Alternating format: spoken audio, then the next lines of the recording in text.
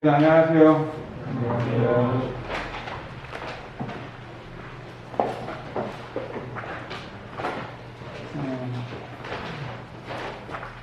우리가 이렇게 살아가는 하루하루가 어떻게 보면은 하나님의 놀라운 기적 가운데 살아가고 있다고 믿습니다.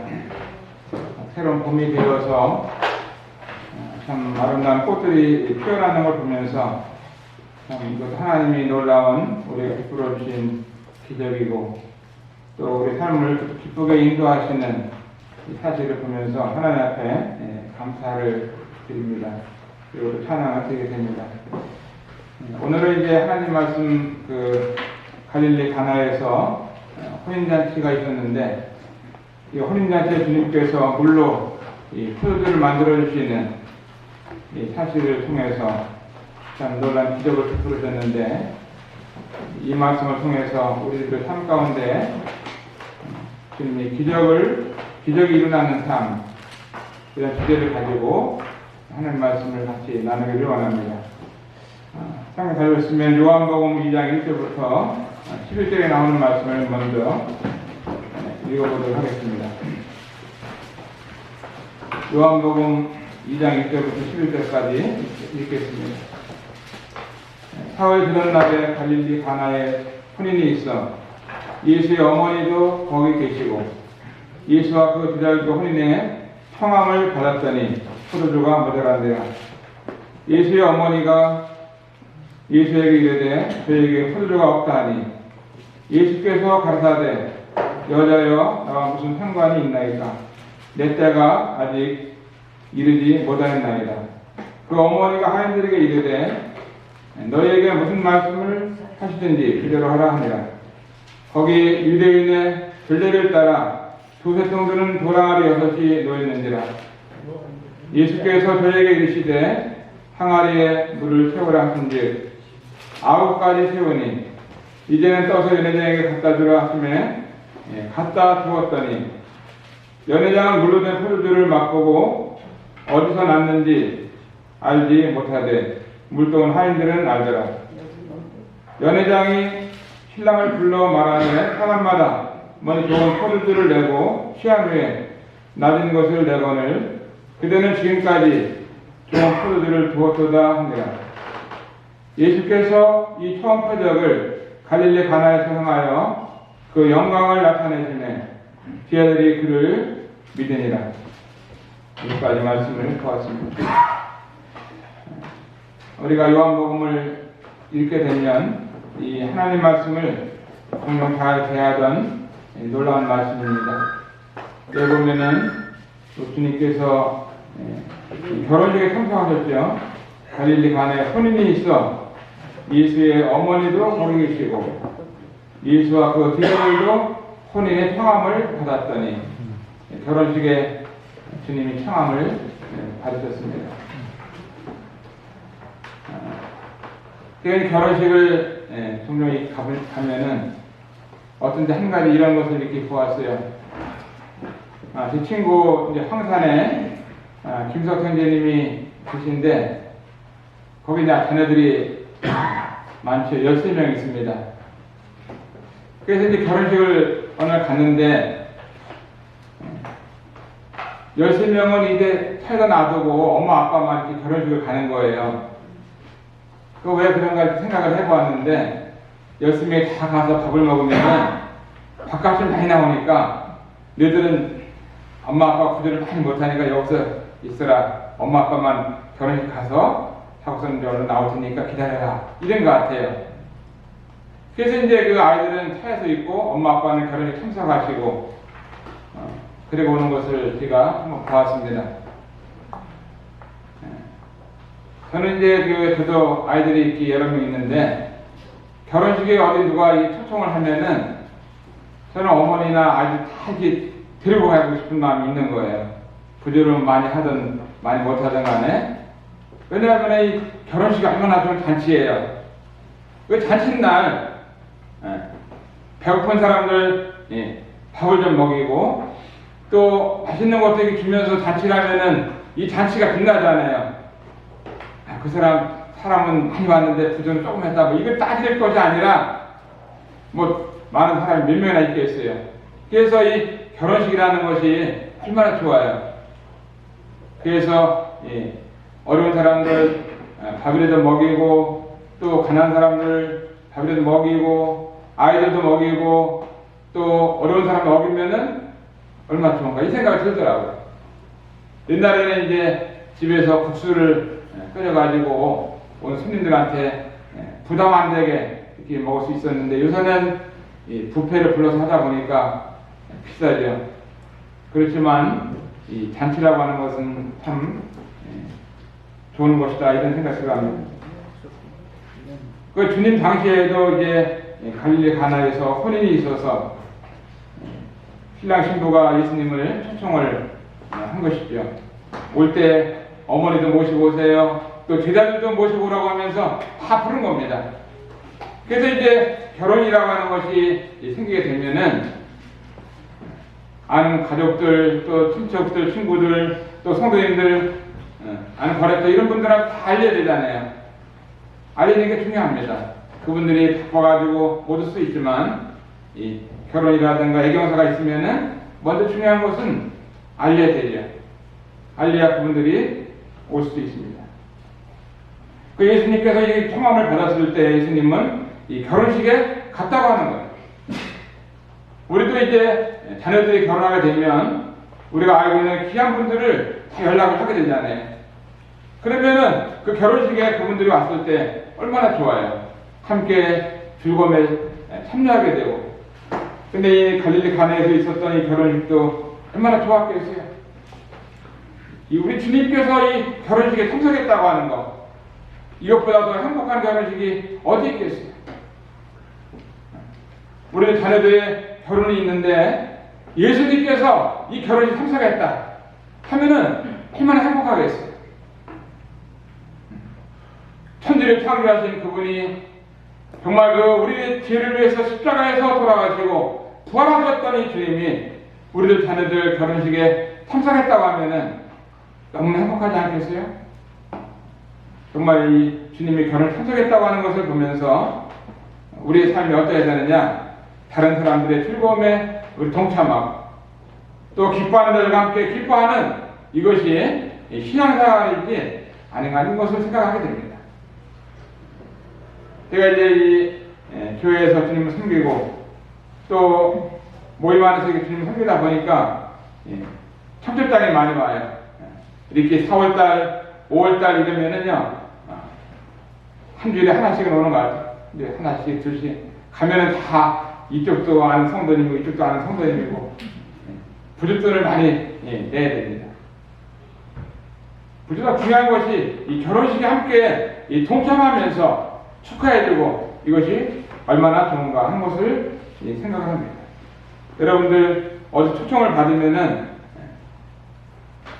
웬만하면 갈 수 있으면 가고 못 가더라도 이러이러한 일에서 바빠가지고 못 간다고 연락도 하시고 여하간 결혼식에 초청을 받으면 정말 축하한다고 이렇게 문자라도 보내고 이렇게 하는 것이 중요한 것이죠.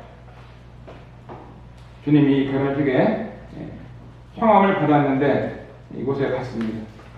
그런데 문제는 3절에 보니까 포도주가 모자랐다 하는 것입니다. 포도주가 모자라면 안 되잖아요. 이 결혼식에서 참 이때 당시만 해도 이 결혼이 가장 중요한 것이 오신 분들에게 포도주를 대접을 하는 것 같은데 가장 중요한 음식이 모자란 거죠. 음식이 모자랐을 때 어떻게 했어요? 예수와 어머니와 예수에게 이르되 저에게 포도주가 없다 하니. 자, 첫 번째로 이 기적이 일어나는 삶 가운데 첫 번째는 주님을 초청할 때 기적이 일어난다. 이렇게 말씀을 드리고 싶습니다. 주님이 초청할 때. 그 예수와 그 제자도 혼인의 청함을 받았다고 하는데 우리 삶 가운데 기적이 일어나는 삶을 살기 위해서는 우리 주님을 초청하는 삶을 살아야 된다. 이런 말씀을 드리고 싶어요. 주님, 우리 가정에 오세요.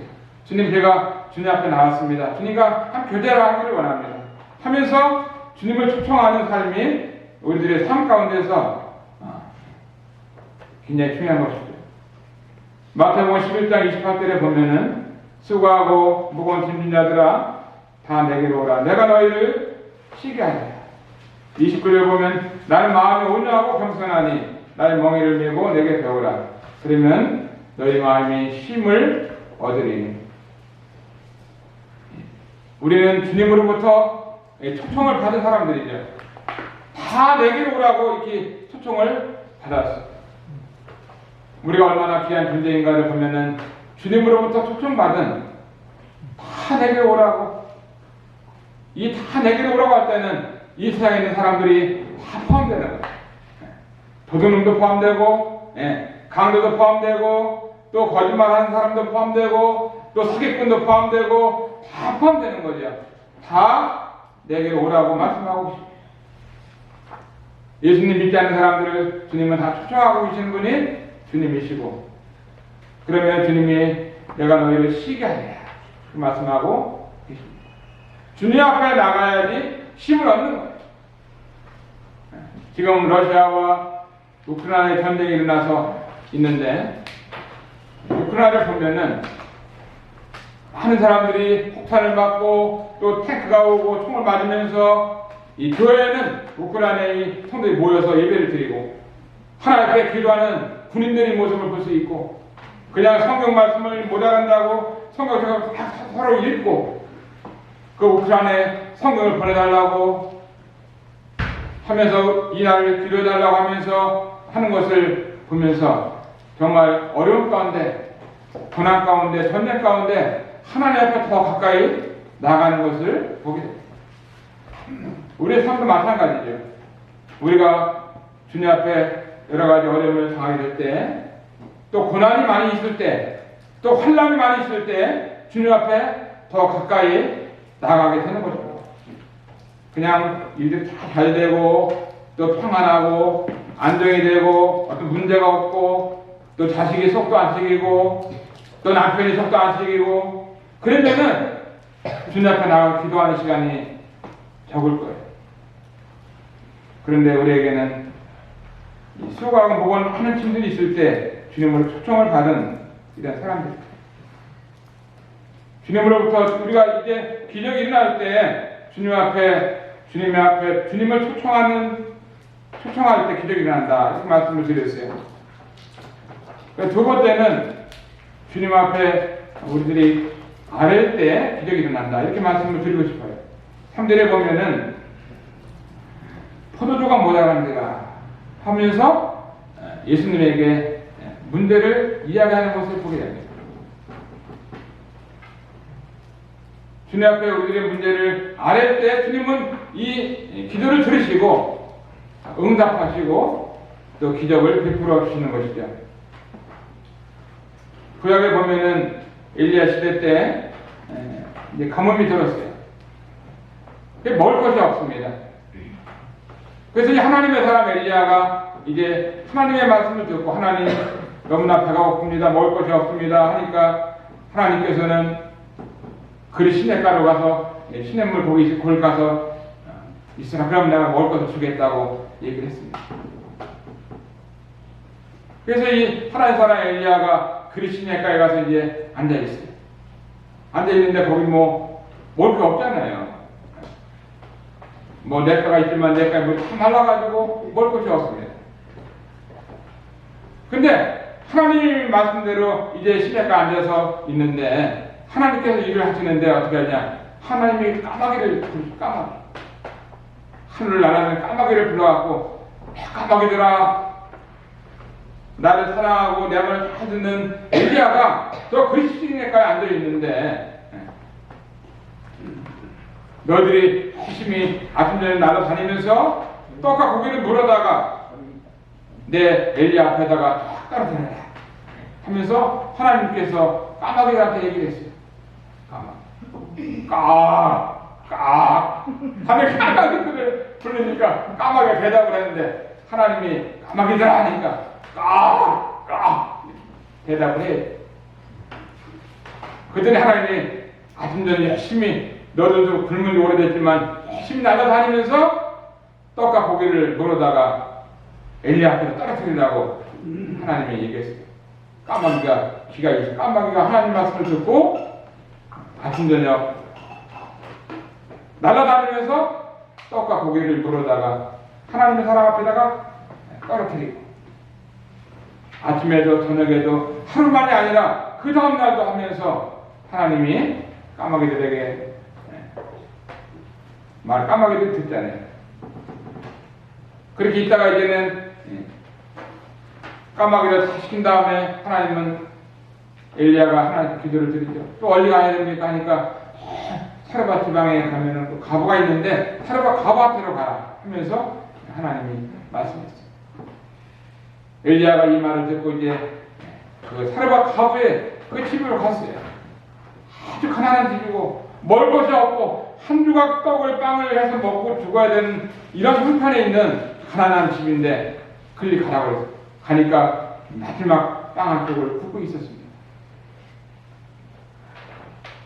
그랬더니 엘리야가 그 빵을 구운 다음에 나에게 가져오라고, 내가 먼저 먹어야 된다고 하면서 얘기를 하는데 사르밧 과부가 떡을 구워가지고 하나님 사람에게 갖다 드리잖아요. 어떻게 됐어요? 계속 어려웠더니 사르밧 과부 집에 참 이 순종을 통해서 하나님이 통에 가루를 넘치게 하시고 병에 기름을 넘치도록 부어주시는 모습을 보게 되는데 기적이 일어나요. 기적. 많은 빚도 졌는데 빚도 갚고 다른 사람들도 도와주고 여러 해 동안도 먹고 쓰고 남도록 하나님이 사르밧 과부를 축복해 주셨습니다. 저는 사르밧 과부를 생각하면은 우리에게 박경희자매님 생각이 나요. 박경희자매님. 경희자매님이 정말 어렵게 지금까지 수십 년 동안 주님 믿고 난 다음에 살아오면서 주님 말씀 순종하고 지키면서 지금까지 왔는데 하나님이 보호하시고 도우시고 인도하시고 먹을 것을 주시고 건강 지켜주시고 지금도 일할 수 있도록 하시고 이 하나님이 놀랍게 기적을 베풀으시는 것을 보게 됩니다. 우리 삶 가운데 기적이 필요합니다. 첫 번째는 우리 주님을 초청할 때 기적이 일어난다. 두 번째는 주님 앞에 우리들이 아뢰일 때 기적이 일어난다. 이렇게 말씀을 드렸습니다.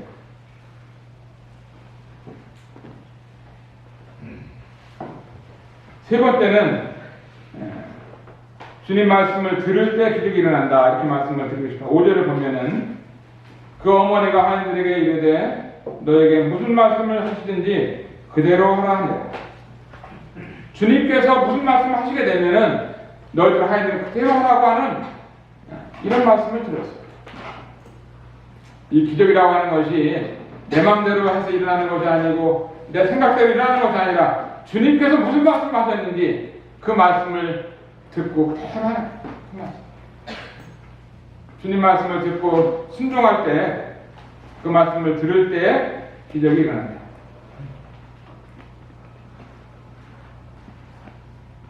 이제 그 베드로의 삶 가운데 이런 일이 있었는데 주님과 함께 있다가 이 보리떡 5개 물고기 2마리 가지고 5,000명이 먹었잖아요. 그래서 저희들이 다 배불리 먹었습니다. 어린아이가 들여서 그 다음에 이제 해는 저물어 가는데 저희들이 먼저 하나님께서 주님께서 보내시고 난 다음에 주님이 나중에 이제 가게 됐는데 이제 배를 타고 쭉 가는데 밤새도록 바람이 불고 풍랑이 일어나고 가는 길은 깜깜하고 어려운 가운데 이렇게 배를 타고 가게 됐는데 주님은 그 풍랑이 있는 이 바닷길을 밤새면서 이렇게 주님은 걸어가시는 거예요. 그러니까 저희들이 배를 타고 더 이상 갈 수 없는 이런 환경 속에서 있을 때 정말 뒤를 보니까 누군가 바다를 걸어오는 분이 있었어요.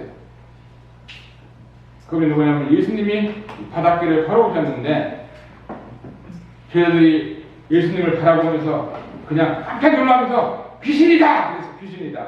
예수님을 갖다 귀신이라고.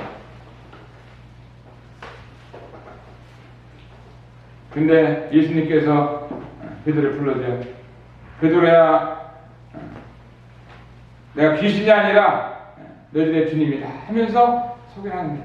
주님이라고 하면 나를 불러서 나한테 오라고 좀 얘기하라고 하니까 예수님이 베드로에게 얘기를 했다. 베드로에게 베드로야 와라 이렇게 딱 명령을 했습니다. 근데 베드로의 삶 가운데 기적이 일어났잖아요. 이 말씀을 듣고 베드로가 이제 그냥 예수님 바라보고선 바닷길을 걸어갑니다. 바닷길을 걸어가는데 이 바닷길을 걸어간다는 것이 사람이 다 빠지게끔 돼 있는데 주님의 말씀이 딱 밑에서 손을 붙잡고 있는 빠지지 않도록 텀벙텀벙 바다를 걸어간 사람이 인류 최초로 베드로가 이렇게 바다를 걸어갔습니다. 주님이 저보고도 형이야 이리 와 하면서 바다를 날 불렀다면 내가 바다를 이렇게 걸어가는 사람이 될 수 있었는데 베드로를 불러 베드로. 그 베드로는 빠지지 않고 걸어갔는데 가다 보니까 바다에 바다 깜깜하고 바람이 불고 풍랑이고 예수님은 안 보고 여기 바다다 하니까 그냥 빠져 들어가는 거예요. 예수님 바라보지 않고 걸어가면 그냥 빠지는 거니까. 우리 성도님들 지금까 살아오면서 하나님의 말씀을 붙잡고 살아온 거잖아요. 주님의 그 은혜를 통해서 우리가 구원받고 지금까지 믿음의 길을 걸어오고 있습니다. 우리가 이렇게 모여서 예배를 드리는 것이 정말 성경에서 말씀하고 있는 하나님의 말씀인 것을 알기 때문에 우리가 예배를 드리러 다 모이는 겁니다. 우리가 하고 싶은 대로 하는 게 아니라 이 신약계 하나님의 원리를 따라서 모여서 우리가 예배드리고 찬송드리고 기도하고 또 함께 말씀을 듣고 우리가 이렇게 기적이 일어나는 삶을 사는 것입니다.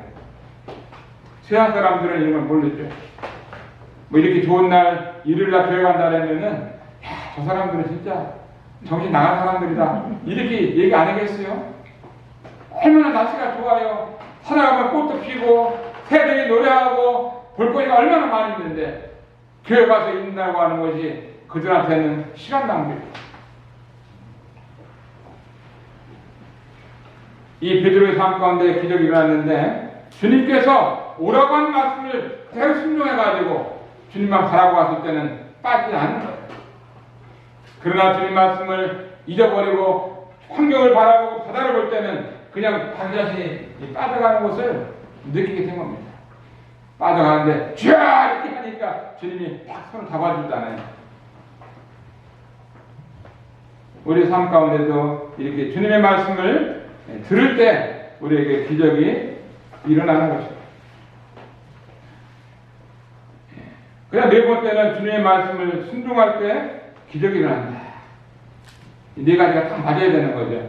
첫 번째는 주님을 초청할 때 기적이 일어나고, 두 번째는 주님 앞에 아랠 때 기적이 일어나고, 세 번째는 주님의 말씀을 들을 때 기적이 일어나고, 들은 말씀을 순종할 때 기적이 일어난다고 믿습니다. 이 부분 10절을 보면은 예수께서 저에게 이르시되 항아리에 물을 채우라 하신즉 9가지 채우니. 이제 어떻게 했어요? 그 다음 8절 이제는 떠서 연회장에 갖다 주라 하시며 갖다 주었더니 9절 연회장은 물로 된 포도주를 맛보고 어디서 났는지 알지 못하되 물도인 하인들은 알더라. 이 물이 편해서 포도주가 되었어요. 물이 편해서 포도주가 되었습니다. 얼마나 놀라운 이 기적이 나타나는 건데요. 어떻게 물이 편해서 포도주가 될 수 있어요? 예수님 믿지 않는 사람들은 이런 말씀하면은 이거 믿지 못하죠. 근데 우리는 믿습니다. 물이 편해서 포도주가 된 거예요. 근데 어떻게 됐어요? 주님 말씀을 그냥 순종할 때 기적이 일어났습니다. 요나가 살던 시대에 보면은 하나님께서 요나에게 말씀하시잖아요. 저 니네 사람들이 가서 복음을 전하라고, 그들에게 이제 앞으로 심판이 온다고 하면서 회개하라고 이와 같은 말씀을 요나에 부탁했을 때 요나가 다시 도망을 가잖아요. 도망을 가는 거예요. 니네를 가라는 반대쪽으로 가는 거예요. 반대쪽으로. 근데 어떻게 했어요? 배를 타고 도망가는데 바람이 막 불어가지고 갈 수가 없었잖아요. 가는 길에 바람이 불으니까 풍랑이 일어나니까 왜 풍랑이 일어났나요? 하나님께서 바람을 불게 하는 거예요. 하나님께서. 그냥 자연적으로 일어난 바람이 아니라 하나님께서 내 이 요나가 도망가고 있으니까 여기 좀 풍랑이 일어나야겠다 하면서 바람을 일으켰어요. 그러니까 앞으로 갈 수가 없었잖아요. 그래서 막 물건들을 막 바다에 던지고 까지 던지고 막 곡식 던지고 나중에는 요나까지 바다에 뒤에 뽑혀가지고 던지게 됩니다. 요나까지 던지는데 요나가 바닷속에 빠져서 죽을 수밖에 없는 이와 같은 시간 가운데 하나님께서 어떻게 했어요? 큰 고기, 고래 같은 고래, 큰 고래를 하나님이 부르셨어요. 고래야! 이렇게 하니까 고래가 아니야 뭐 어디 태평양인지 어딘지 정신 못 차리는 하나님이 부르시니까 그러니까 어떻게 했어요? 큰 물고기가 그냥 하나님이 부르니까 예! 하면서 지금 내 하나님에서 요나가지고 바닷속에 빠지려고 했는데 고래를 가가지고 입을 딱 벌리고 있으라고 하니까 딱 타임 그 맞는 시간에 물고기가 그 풍랑이는 바닷길을 휘쳐갖고 와서 딱 입을 벌리고 있잖아요. 요나가 떨어지는 순간 한 번에 아주 큰 물고기 뱃속으로 들어간 거죠. 3일 동안 요나가 하나님 앞에 회개하고 뉘우치면서 하나님 잘못했습니다 이렇게 뉘우치잖아요. 여기서 우리가 뭘 배울 수 있나요? 우리 마음대로 내 생 하나님 말씀 불순종해서 도망가게 되면 잘 되는 게 아니라 믿는 사람에게는 고난이 오는 거예요. 풍랑이 일어나는 것입니다. 안 믿는 사람은 상관없어요. 그러나 믿는 사람들은 하나님 말씀 불순종하게 되면은 풍랑이 일어나는 거죠. 개인의 삶에서나 가정의 삶에서나 모임의 삶에서나 풍랑이 일어나는 거죠. 근데 하나님 말씀을 순종하면은요 일어나는 풍랑이 단단하게 되는 거죠. 맞나요? 네, 맞죠? 한번 테스트 한번 해보세요. 하나님 말씀 아주 고집부리고 순종하지 않고 마음대로 살아보면은 하나님께서 어떻게 하시나? 이 요나의 삶을 보면은 원리가 그런 거예요. 마음대로 살게 되면은 불순종하고 살게 되면은 이제 자기 마음 도망가게 되면은 하나님은 징계를 주시는 것입니다. 그러나 요나가 이제 다시 물고기 뱃속에서 회개하고 하나님 앞에 순종하겠다고 하니까 다시 고개에게 이제 니느웨가 토해라고 하니까 니느웨가 토하잖아요. 고생 많이 했죠. 얼마나 고생했어요. 죽다가 살아난 것입니다. 죽다. 물고기 뱃속에서 얼마나 그 어둡고 캄캄한 곳에서 정말 숨을 제대로 쉬겠어요? 뭐 얼마나 먹을 수가 있겠어요? 하나님의 눈물로 회개만 해도 이 바람도 순종하고 물고기도 순종하고 우리의 삶 가운데 이 순종할 때 기적이 일어나는 것입니다. 오늘 아침에 이제 그 결혼한 신혼부부하고 함께 사무실 방에서 몇 사람이 성경 공부를 하면서 함께 나눴던 말씀이 있습니다. 이 결혼하게 되면 많은 사람들이 우리 결혼하니까 이제 행복하겠다. 결혼하면 너무나 좋겠다 하면서 생각할 수 있지만 결혼해서도 하나님 말씀 가운데 순종하는 삶을 살 때 행복한 것이지 하나님 말씀을 벗어나서 마음대로 살게 되면은 행복할 수 없는 거잖아요. 그래서 이 부부와 함께 나눴던 말씀 한번 보겠습니다. 고린도전서 7장 말씀 보겠습니다.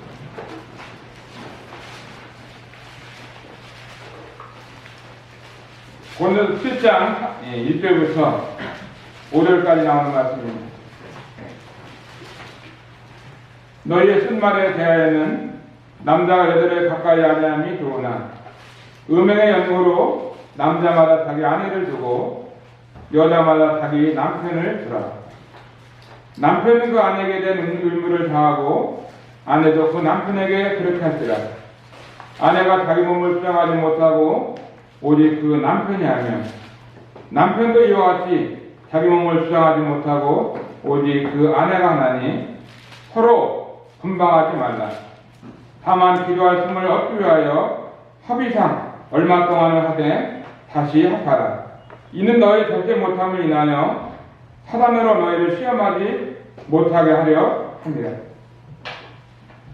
이 사도 바울을 통해서 이 고린도교에 쓴 편지인데 이것은 신약교회 가운데 놀라운 진리가 담겨져 있어요. 이 말씀을 보게 되면은 오늘날 우리들이 이 말씀을 듣고 이 말씀을 배우면서 순종을 해야 되는데, 여기 보면은 7장 1절은 너의 쓴말에 대해 남자가 여자를 가까이 아니함이 좋으나, 2절에 보면 음행의 연고로 남자마다 자기 아내를 두고 여자마다 자기 남편을 두라. 여기 보면 이제 음행의 연고로 남자마다 자기 아내를 두라, 또 여자마다 자기 남편을 두라, 이렇게 말씀하고 있습니다. 그 3절을 보면은 이제 결혼하게 되면은 남편은 그 아내에게 대한 의무를 다하고 아내도 남편에게 그렇게 할 때 의무를 다하라, 의무를. 여기 보면은 남편이 그 아내에게 대한 의무가 있어요. 이건 뭐냐면은 하나님께서 아담과 하와를 만드셨을 때 아담을 먼저 만드신 다음에 하와를 만들었습니다.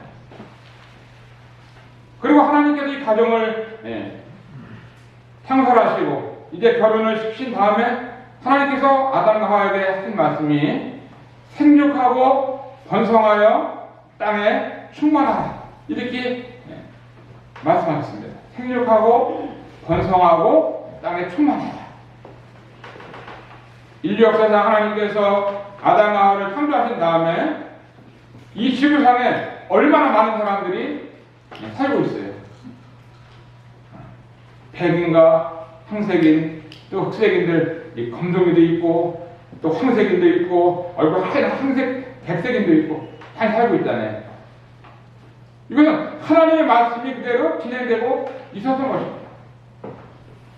그래서 이 남편에게 어떤 일이냐면은 하나님께서 이 세상 가운데 이 우주 가운데 사람이 살 수 있도록, 많이 생육할 수 있도록 하나님이 남자와 여자들에게 이러한 말씀을 하셨어요. 생육하라, 사람 많이 낳아 자식을 낳아서 기르라고 하는 거예요. 그래서 이제 이 아내들이 남자에 대해서 좀 알아야 되는 것이 있는데 뭐냐면은 남자들은 성적인 욕망이 늘 있다고 하는 사실을 알아야 돼요. 성적인 욕망. 우리 남편은 조용해서 그런 거 없을 거야. 한번 물어보세요. 아침 되고 점심 되고 저녁 되면은 배가 고파요, 안 고파요?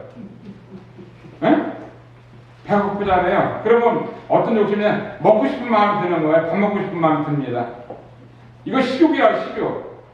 근데 때가 되면 배가 고프면 밥 먹고 싶은 것처럼 이 남자들이나 여자들에게도 성적인 욕망이 있는 거야. 성적인 욕망이 있어. 그 남자들에게도 이런 것이 있기 때문에, 그래서 성적인 욕망이 있기 때문에 결혼하는 겁니다. 결혼하지 않으면 어떻게 되겠어요? 여기 보면은 음행을 저지른다는 거, 음행을. 왜냐하면 이 욕망이 있는데, 그런데 어떻게 돼? 남편은 아내에 대한 의무를 다하고 아내도 남편에게 그렇게 할 테니. 그래서 이제 남자들은 늘 어떤 남자들이도 다리가 한쪽이 있든 없든, 팔이 한쪽이 있든 없든, 귀가 잘 들리든 안 들리든, 살이 좀 쪘든 살이 안 쪘든 간에 성적인 욕망을 다 갖고 있다. 이걸 누가 주셨냐? 하나님이 주신 거예요. 하나님이. 따라서 하나님이 주셨어요. 그냥 마귀가 준 것이 아니라 하나님이 성적인 욕망을 주셨어요. 그래서 이제 결혼하게 되면은 이런 성적인 욕망이 있는데, 여기 보면은 4절에 보면은 아내가 자기 몸을 주장하지 못하고, 우리 자매님 따라서 하겠습니다. 아내가 자기 몸을 주장하지 못하고, 누가 그 몸을 주장? 그 남편이 하며. 여자들의 몸을 누가 주장하냐? 그 남편이 하라고 말씀하고 있는 겁니다. 이거는 행복한 가정을 위해서 하나님께서 말씀하신 거예요. 남자들에게 있어서 이제 잠을 자는데 어떤 성적인 욕망이 있어요. 그래서 자기 아내하고 잠을 자려고 하는데 아유 싫어. 당신 부도는 같고 당신은 왜 이렇게 밝혀갖고 이렇게 얘기를 하면은 안 되는 거예요. 그 안에 누구한테 안 되냐? 하나님 앞에 아주 중범죄를 그런 사람은 출교당해야 돼, 교회에서. 왜 출교냐? 하나님께서 만드신 하나님의 말씀을 불순종하는 그런 여자들은 출교를 당할 수밖에 없는 거예요. 왜? 여기 뭐라고 그랬어요? 아내가 자기 몸을 좋아하지 못한다고 그랬잖아요. 그 누가 했냐? 자기 남편이 아니에요. 남편도 이와 같이 자기 몸을 주장하지 못하고 남편의 몸은 누가 주장하냐? 자기 아내가 주장한다. 여러분들 잠자리에서 싸우거나 그러는 사람 있으면요, 이 장모님들한테 이렇게 일러야 돼요. 그래서 장모님이 개인기를 해줘갖고 경험이 있으시니까 상담도 해주고. 결혼하고 처음에는 이 부부가 많이 싸웁니다. 왜냐하면 고향도 다르지, 또 식성도 다르지, 나이도 다르지, 성격도 다르지, 똑같은 게 하나도 없어요. 또 성격도 다르지. 다 다르기 때문에 다툼이 일어날 수밖에 없는 거예요. 친구도 잘 맞는 집안은 없어요. 다투는 거예요. 입에서 다투고 저에서 다투고, 뭐 음식 해다 주면 뭐 잔소리에서 다투고, 밤만 되면 다투고. 제가 들었어요. 우리가 17층에 사는데 우리 18층에 사는 분이 있었어요. 2시, 3시만 되면은 부부가 막 도망다니고 싸우는 거. 하고 막 부인이 막 소리 지르는데 잠을 못 자고 하나님 저 가정 좀 가정 부분해 주셨어요. 얼마나 싸우는지 아주 잠을 못 자게 했어요. 잠만요. 어느 날인가를 그 사람들 다 이사 갔더라고요. 가장 파탄 난 것 같아요. 딱 보니까 집도 팔고 부부가 헤어져갖고 한만 되면 싸우더라고요. 이 말씀 그냥 중요한 말씀. 서로 불평하지 말라. 다만 기도할 틈을 얻기 위해서 허비상 얼마 동안 하되. 잠자다만 무슨 이제 기도할 일 있으면 여보 내가 한 30분 동안 바깥 나라 기도하고 올 테니까 30분 동안 좀 참고 있으라고. 이러면 몰라요. 그러니까 말도 안 하고 나가서 막 밤새도록 잠자고 문 잠궈놓고 자고 그러면 안 돼요. 안 되는 거예요. 분방하는 것도 이런 사람 있으면 장모님한테도 얘기를 다 해야 돼. 우리 한장님한테 우리 부인은 그냥 밤만 되면 분방한다고. 분방하고 그러면 어떤 일이 나겠어요? 남자들이 성적인 욕망이 있는데 이 욕망을 채울 수가 없기 때문에 바람나고 가장 파탄도 이혼되는 거예요. 원인을 제공했기 때문에 남자가 출교를 받는 게 아니라 여자가 한번 출교를 받아야 되는 거예요. 계속 이렇게 다녀야 돼요. 원인을 제공하면 안 되는 겁니다. 성경에서 보면은 가정이 화목해야 되는데 남자의 책임이 있고 여자의 책임이 있는 겁니다.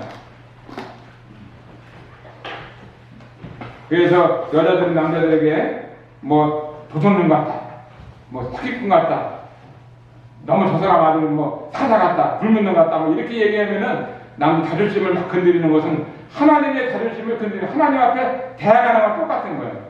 하나님이 이렇게 만들었기 때문에 이 사실을 우리가 여러분들이 알고 있어야지 모르고 있으면 가정이 행복한 가정이 될 수가 없는 겁니다.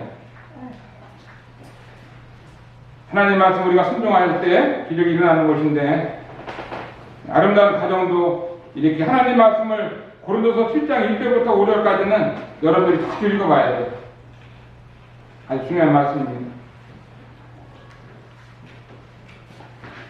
물이 변해서 포도주가 됐죠.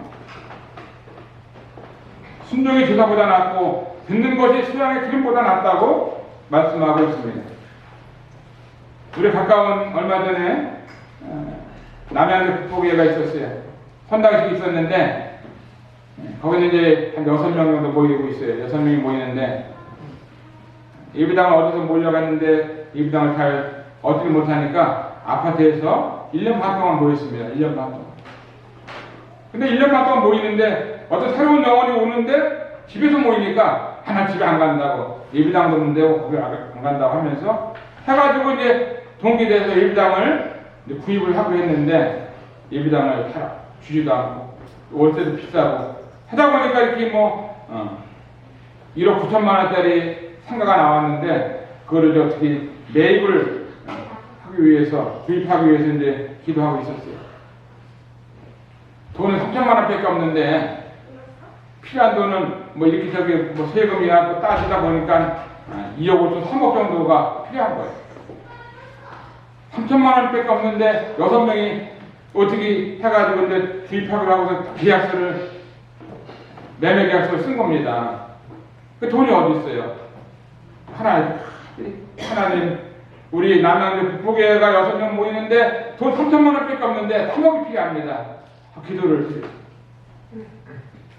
근데 주님이 계속 헌금을 보내주시는 거예요. 뭐 어려운 사람한테도 보내주고, 뭐 500만 원, 또 뭐 100만 원, 1000만 원, 2000만 원, 5000만 원, 또 뭐 10,000원, 20,000원 보내주더니 헌금이 3억 원이 들어왔어요. 3억 원. 등기 다 하고 자동차까지 사고. 기적이 일어났어요? 안 일어났어요? 그 조그만 교회 예배당을 구입하고 빚도 지지 않고 구입할 수 있도록 하나님이 기적을 일으켜 주셨습니다. 얼마나 감사한지. 제가 이제 저에게 격려사를 해달라고 해가지고 남의 교회를 갔어요. 한날씩 때 가서 격려사를 이제 하고 왔는데, 참 주님 앞에 얼마나 감사한지. 주님이 이렇게 놀랍게 교회를 축복하시고 성도를 축복하시고 또 성도의 마음을 은혜를 베풀어 주셔서 참 함께하게 하시고, 이런 걸 보면서 너무나 감사한 마음이 들더라고요. 지난 주일날 우리 교회 캄보디아 박인선 선교사가 왔었죠. 우리가 선교사님 오게 되면은 교회에서는 조금 이제 사례비를 준비하고 성도님들이 헌금을 해서 전달을 해주고 이렇게 했었잖아요. 근데 그날도 주님의 은혜를 베풀어 주셔서 다른 성도님들이 함께 하셔가지고 헌금을 많이 해주셨어요. 300만 원 헌금이 나왔더라고요. 300만 원 나와가지고 다 전달해 줬어요. 잘했나요? 하나님 앞에 이렇게 은혜를 주셔서 마음을 먹고 정말 이 선교가 얼마나 중요한지, 일꾼이 얼마나 중요한지 이거 보면서 함께 했을 때 놀랍게 선교사 가정을 위로하고 격려하는 이 헌금을 전달해 주는데, 선교사 안에는 눈물을 흘리더라고요. 내가 이걸 받을만한 자격이 되는지 하면서 너무나 감사하고 감동이 돼가지고 눈물을 흘리는 것을 보았어요. 아까 이제 우리가 기도한 대로 다음 주일날 우리 여건목 자매님 가정 기억하면서 참 자매님 마음이 얼마나 아프겠어요. 그 사위가 이제 저 아래 밀양에서 주님을 섬기는 데 사위가 있고 그런데 아들은 아직 믿지 않고 있습니다. 아들도 이렇게 골수암으로 2년 동안 고생하고, 손녀딸이 23살에 림프절 식이성 암으로 이렇게 2년 동안 고생하는데 정말 가정의 위로가 필요하다 하는 마음이 들더라고요. 그래서 다음 주일날 가정을 위해서 조금씩 우리가 모금이 되면 전달 성도의 사람, 이 교회 사람이 참 이들에게 전달됐으면 좋겠다는 마음이 들더라고요. 이 고린도서 15장 58절을 보면은, 그러므로 내 사랑하는 형제들아, 강구하며 흔들리지 말며 항상 주의 일에 더욱 힘쓰는 자들이라. 이는 너희 수고가 주 안에서 헛되지 않은 줄을 너희가 알미니라. 우리가 주님 안에서 하는 여러 가지 주님의 일에 대해서 더욱 힘쓰는 자들이 되라고 주님은 말씀하시고 계십니다. 이제 5월부터는 저희들이 더 자유롭게 모일 수 있을 것 같아요. 교회에서 식사를 해도 괜찮다고, 또 그냥 많이 모여도 괜찮다고 이렇게 어제 발표하는 걸 보면서 한결 더 주님을 편안하게 섬길 수 있다는 마음이 듭니다. 오늘 말씀 4가지 말씀을 드렸어요. 우리 삶 가운데 기적이 필요한데 정말 우리 주님을 초청할 때 기적이 일어나. 두 번째는 우리가 여러 가지 어려움이 있을 때 이 문제를 주님 앞에 아뢰일 때 기적이 일어나. 그 다음에 주님의 말씀을 우리가 잘 들을 때 기적이 일어나. 네 번째는 들을 말씀을 우리가 순종할 때 기적이 일어난다. 저는 이런 말씀을 정말 주님이 갈릴리 가나 혼인잔치에서 했던 것처럼 아름다운 가정이 세워지는 일에 있어서 여러분의 가정이 기적이 일어나야 되는데 순종하지 않으면 기적이 일어날 수가 없는 거죠.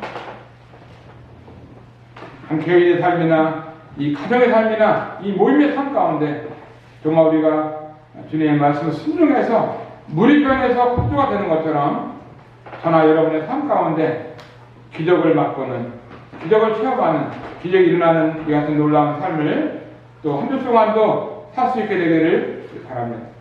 물이 변해서 포도주가 어떻게 물이 변해서 포도주가 되겠어요? 이것은 주님의 말씀을 순종했기 때문에 항아리에 물을 태워라, 이제는 갖다 줘라, 이것밖에 주님 하신 것이 없어요. 거기다 무슨 뭐 약품을 넣고 뭐 포도 씨앗을 넣고 뭐 이렇게 섞은 것이 아니라 물이 변해서 포도주가 되도록 하나님이 기적을 베풀어 주신 것은 물을 가서 태워라, 이제 갖다 주라 했을 때 제자들이 네 알겠습니다 하면서 순종했을 때 거기에서 놀라운 기적이 일어났다네. 정말 우리들도 삶 가운데 주님의 말씀이라고 하면은 우리가 순종하네. 그래서 우리 삶 가운데 큰 기적이 일어날 수 있게 되기를 바랍니다. 감사합니다.